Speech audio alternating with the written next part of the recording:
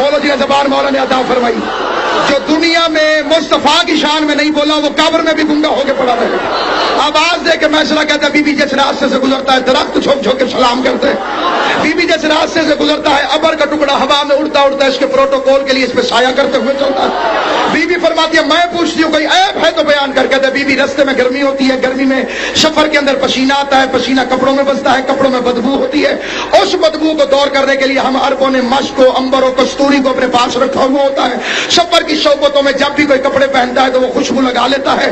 لیکن کعبے کے رب کی قسم اس سفر میں نہ مشک کی ضرورت, نہ امبر کی ضرورت, نہ کستوری کی ضرورت. اس کے بدن سے پھوٹتا ہوا پسینہ مشک سے اعلیٰ ہے, امبر سے بہتر ہے, کستوری سے بہترین ہے. بولو جی زبان والا نے عطا چپ رہ کے نہیں.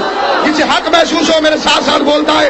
سفر طویل ہے دیکھ لو میری طرف, مشک سے بہتر ہے, امبر سے اعلیٰ ہے, کستوری سے بہتر ہے. بی بی کہتی ہے کوئی عیب ہے تو بیان کر. پلٹ کے کہتے تیری عزت کی قسم اللہ کی ذات نے اس میں کوئی عیب خالق کیا ہی نہیں. میں 14ویں صدی کے بے غیرت ملا سے پوچھتا ہوں, اعلان سے پہلے غلام کو محمد میں کوئی عیب نظر نہیں آیا. کلمہ پڑھ کے اس بے غیرت ملا کو محمد عیبدار کے سراغ نظر آیا.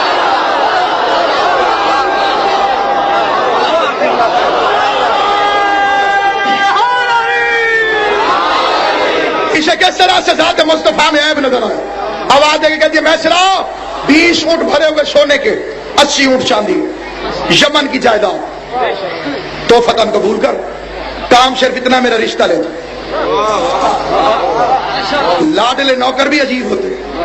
کہتے بی بی کام بڑا ہے اجرت تھوڑی.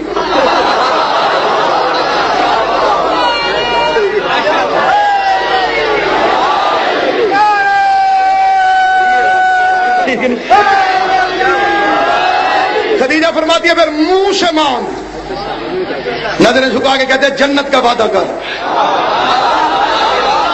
تو سن کے مان گئی ہے, میں تو دیکھ کے آیا ہوں. پھر میں معاشرہ وعدہ ہو گیا, خدیجہ تجھے جنت میں پہلے بھیجے گی. پیغام ہے خدیجہ الکبریٰ لے کر, شریف نوکر شریف ملکہ کا پیغام لے کر شریف مالک کی خدمت میں.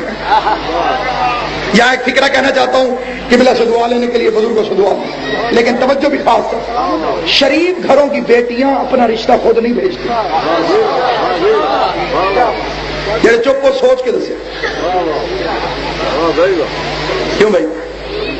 شریف گھر کو کوئی لڑکا پسند بھی آ جائے نا وہ بچ بندہ پا لینا. بعض اوقات سے جی انہوں نے آخو ساڈے وال ویکھا کہتے ہیں نہیں.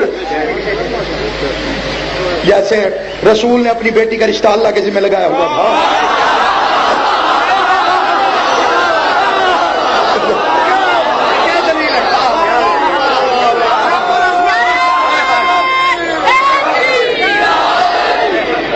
شریف بیٹی اپنا رشتہ اس گئے گزرے دور میں بسم اللہ.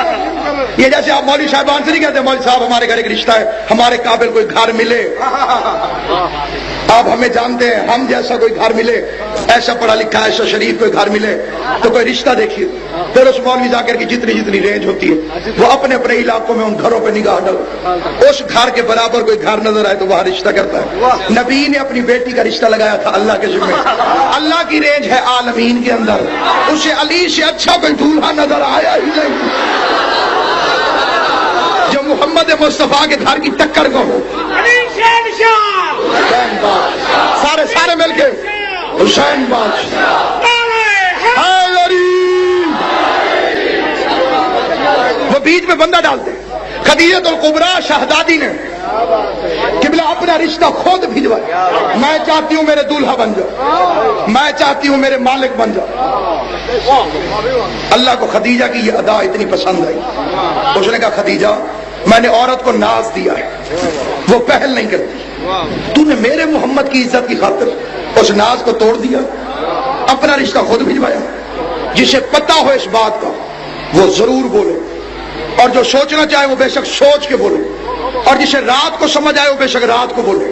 لیکن عادل امام کے ماننے والوں کی توجہ چاہتا ہوں, کیونکہ خدیجہ نے کر دی لڑکی ہو کے پہل, اللہ کے پاس چڑھ گیا ادھار, کیونکہ نبی اس کا تھا. اس نے خدیجہ تو نے میرے محمد کی عزت کی خاطر عورت کے ناز کو توڑ کے پہل کی ہے. میں اللہ ہو کے وعدہ کرتا ہوں قیامت تک اس کی امت میں جب بھی نکاح ہوگا مالوی پہلے لڑکی کی مرضی پوچھے گا پھر لڑکے کے پاس